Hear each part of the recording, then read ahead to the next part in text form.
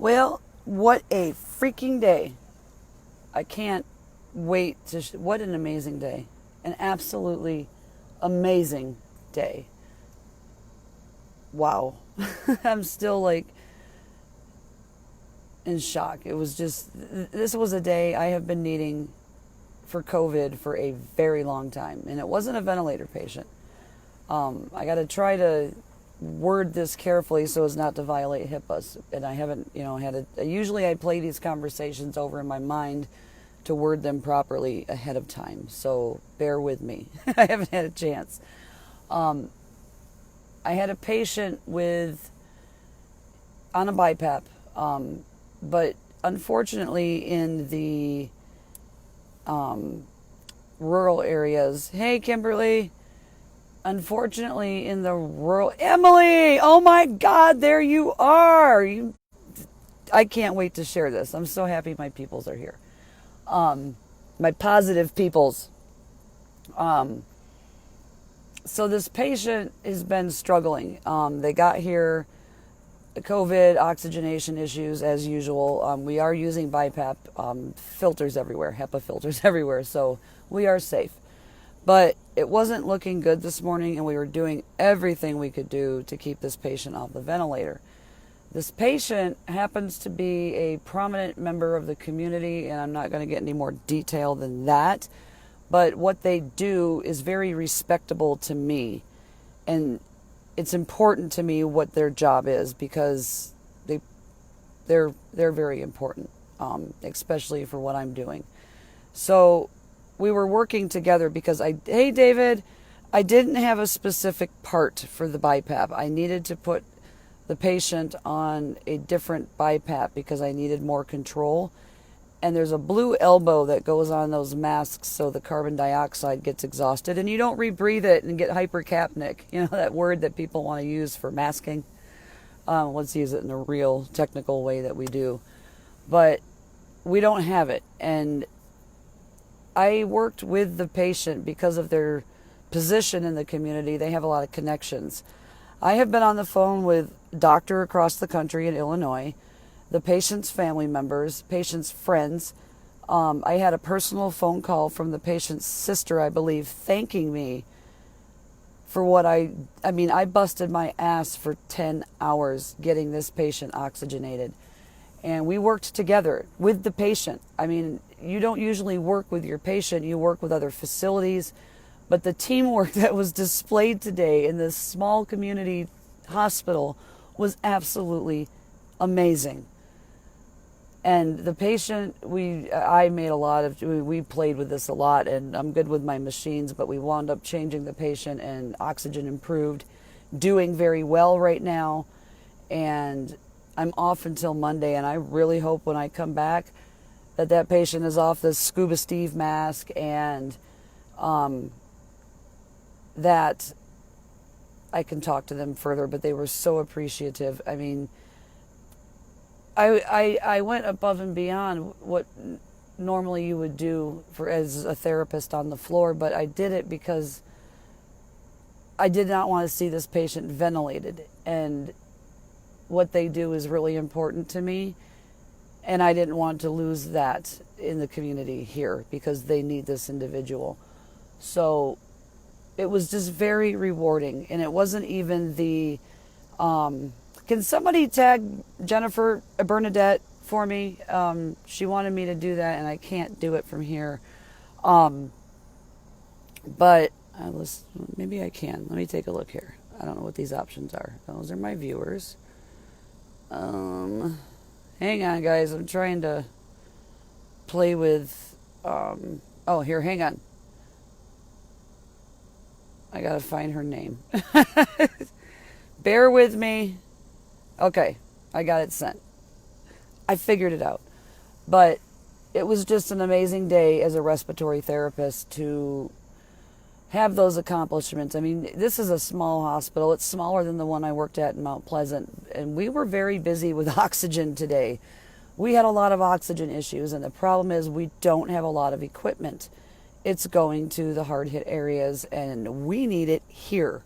So I was respiratory MacGyver all day, and I put on this morning my El Paso Strong t-shirt that University Medical Center bought all of us who worked there during the El Paso shootings. And somebody asked me today, how long have you lived in El Paso? I was like, 3 years. And they're like, were you there for the Walmart shootings? I'm like, I took care of those people. They were my people. And I got to brag about my community, but I got to compare it to this small community, because the camaraderie that we have in El Paso, it's a small town feel in a very large town. The community is very tight knit. They are awesome folks, and that's what you have here. But it really is a small town. But I got to compare this place to El Paso because of the camaraderie and the teamwork.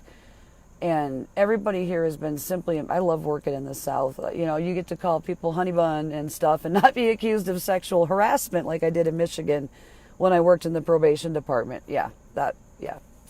Calling somebody hun or sweetie is sexual harassment in Michigan. But don't you come down south with that attitude, because they're sweet people here and they'll act like it. And you might be offended by being called hun, honey bun, sweetie, or any of those things. Stay the hell up north, because you don't need to be down here. Maybe Alaska for your cold, bitter heart. So it was just a truly amazing day. This patient improved. I got to do my job, and I got to do it well, and it was greatly, and I didn't do it for the appreciation, but they are appreciative, because what I did, isn't something that's really normal. But when he had mentioned that, call so-and-so, they can get it for me, don't think I wasn't going to be all over that. Grabbed that patient's phone and I started texting, we need this. Can't get our hands on it. I need this part. It's just a tiny ass little part.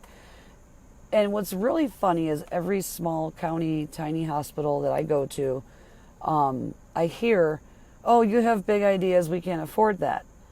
But every one of you hospitals, you have something that you're not using that these other hospitals could use. It's like, why don't you have like a resource group to where you could barter things you don't need for things that you do in these nonprofit county hospitals that don't have a lot of money?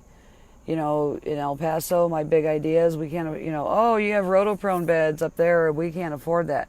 Okay, El Paso, that is the only nonprofit hospital in the entire Southwest region. There's no other nonprofits, and all these other ones, they all say the same thing. Every time I go to the facility, I hear that I have big ideas, and I'm like, no. I came from a nonprofit county hospital in the middle of a hood, and they had it, but they said the same thing that you just told me.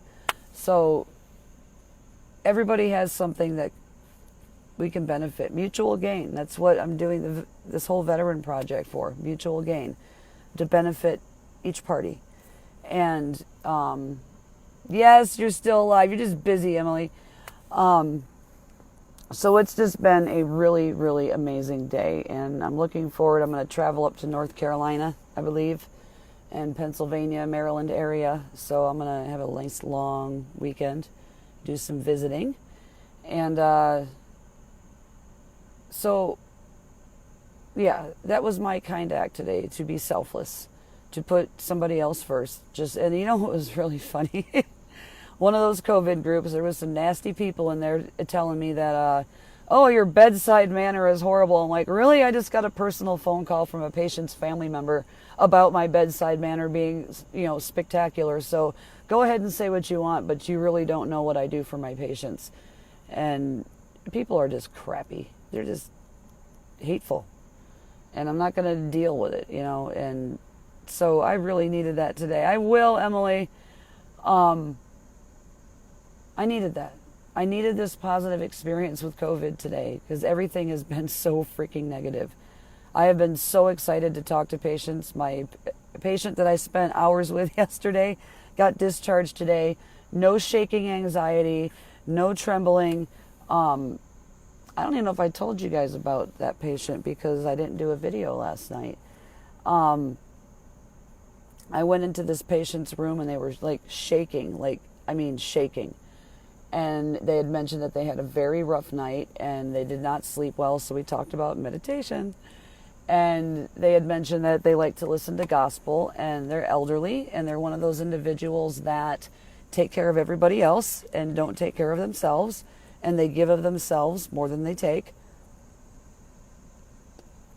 So I gave of myself, and I spent about an hour with the individual each time, helped them program their phone, answered a lot of questions that they had, and just listened to them, because honestly, they had a lot on their mind that was bothering them, and that's where the anxiety was coming from. I could recognize that, and I introduced a conversation that I knew would help to alleviate some of that stress for the patient.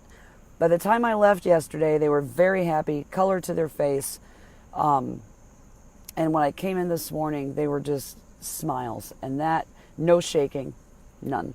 So that helped. Just being able to talk about what was on their mind helped.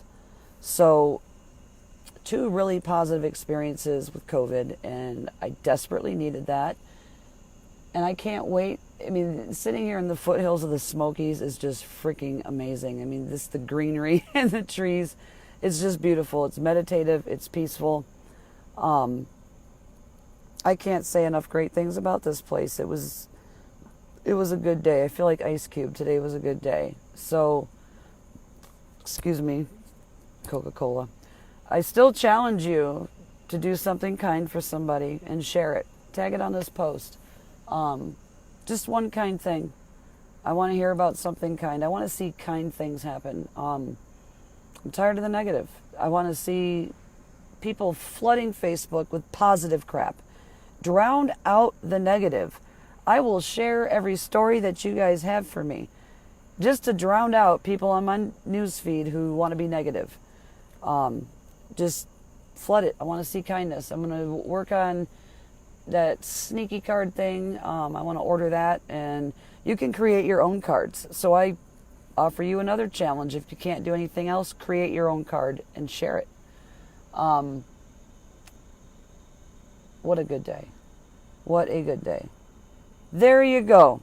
My daughters and I bathed my husband's ex-mother-in-law's dog today. Somebody that not related to you anymore. Definitely not related to you if it's his ex-mother-in-law. But you have enough of a good heart, Kimberly, that you can rise above everybody and befriend that individual. Because I have that same relationship. I can call my son's grandmother, and talk to her, and I just respect people like that. I get along with Harley's dad and his wife. I'm going up there next weekend to spend time with them, and I really enjoy their company, actually. I went to their wedding. Their son is getting married now. I'm going to miss the wedding, which bums me out because I want to see their little girl in Harley's flower girl dress, but COVID. But at least I'll get to see my baby. I cut my father-in-law's hair today. It took 5 minutes. She's my stepkid's grandma. She's amazing. And that's a good person, to treat somebody else's kids who aren't even related to you as their own. That's fantastic. Jenny, yes. Oh my God, you got it done. Oh my God, Jenny, you want to talk about somebody with fucking back problems? This girl here has been an inspiration, and I'm going to try to tell a little bit of her story. I don't know if I'll get all of it right, but she wound up with a lot of back pain, went to the doctor, got the MRI, and she should have been paralyzed. Pretty much was. Her spine was pretty much broken in half, and she went and had back surgery. She was doing great, and then the fusion broke, and it was really bad. The MRI was like, I couldn't even... not the MRI, it was probably an X-ray because it was metal. It was bad. My heart dropped when I seen it. And today, she took a few steps after her refusions. So you're going to bring tears to my eyes. I'm happy for you, girl. You have been through so much. You keep up the strength and you keep up the positive. She has been nothing but positive. Even when she wanted to be negative, she was still positive, and she has been an inspiration to watch on Facebook as she talked about her journey through this. So, congratulations. I am very happy for you. Never had pain, went paralyzed, took a year for diagnosis. Yeah, she's, you've come a long way, girl. And my adopted mom, Kim, when I had my first back surgery, I was at home with the kids. I had Harley. She was like in 6th or 7th grade. Brady was just a baby. I had just had surgery, and I fell on the floor, and I couldn't get my ass up. And this woman drove all the way up from Indiana. We met through Cafe World, playing that damn game that was back, 2009, 2010. Her and I met that way. And this woman drove up to help me out with my children, took them out shopping at Toys R Us, and blew tons of money, handed my daughter cash to buy herself something because Toys R Us was kind of out of her league at that point in time. But she took care of my kids and me. And when she went home, she wound up getting in a really nasty divorce from a pretty crappy human being for what he did to her. And then she wound up in a car accident that was not her fault and broke her back. And they never thought she would walk again. Guess what? She proved them wrong. And now she's getting surgery for her drop feet that's going on. But she shared her video of the first time that she was able to get up and stand up on her own the other day. And it was a couple years ago. And I remember crying then, and I cried when I watched it again because I remembered the struggle. So Jenny, you are fantastic. Oh, girl, you have been so much inspiration for me. You don't even understand. You don't. The words that you put on Facebook, I think I've shared several of your posts, not only on my personal page, but also on my PTSD page. So you have been an inspiration for me. So we inspire each other. You keep that positive crap going on Facebook because it's going to drown out that negative. The more positive you start flooding in, people can't resist it. They want to see that positive. They want to see those good stories. They don't want to see the negative. They feed into that drama. You give them something positive, it's motivation to go out and do something for somebody else. So please do that. Please.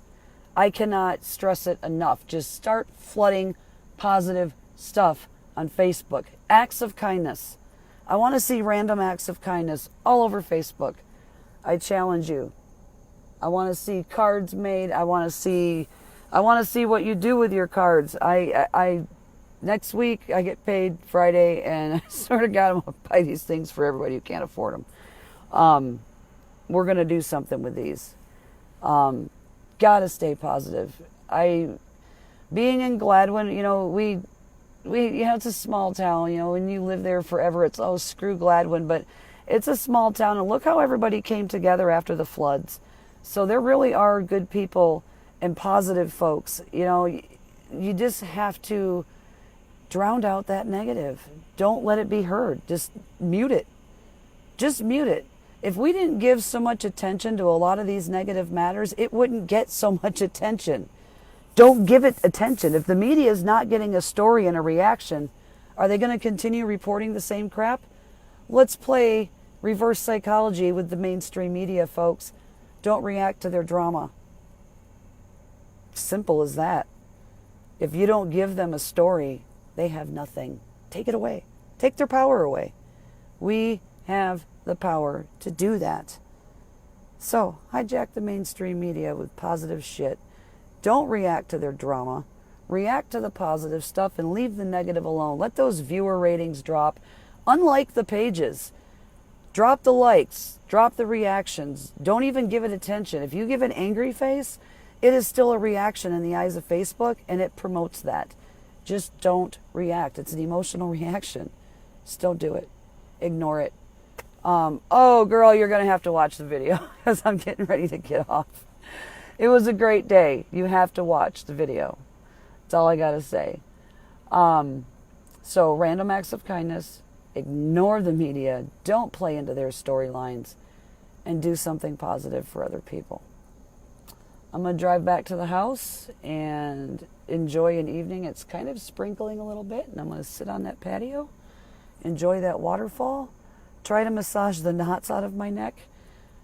And if anybody wants to get me anything, a gift certificate for a masseuse. So yeah, it was just an amazing freaking day. I needed this positivity. It is motivation and it's energy. So I will respond to your reactions and your comments when I get back. It's only like a 15-20 minute drive. There's some studies that I do want to read that Doris's friend sent me. It's pretty good information, and I need to read it, but I was so damn tired last night I couldn't even function. And I didn't want to try to read something that was going to put me to sleep when it came to statistics and numbers and all that. So I want to read some of these studies. So have a great night. Stay positive. Influence other people and motivate them to do something better in this world. Please, because we have the power to do that. That's what we are as human beings. Love you guys.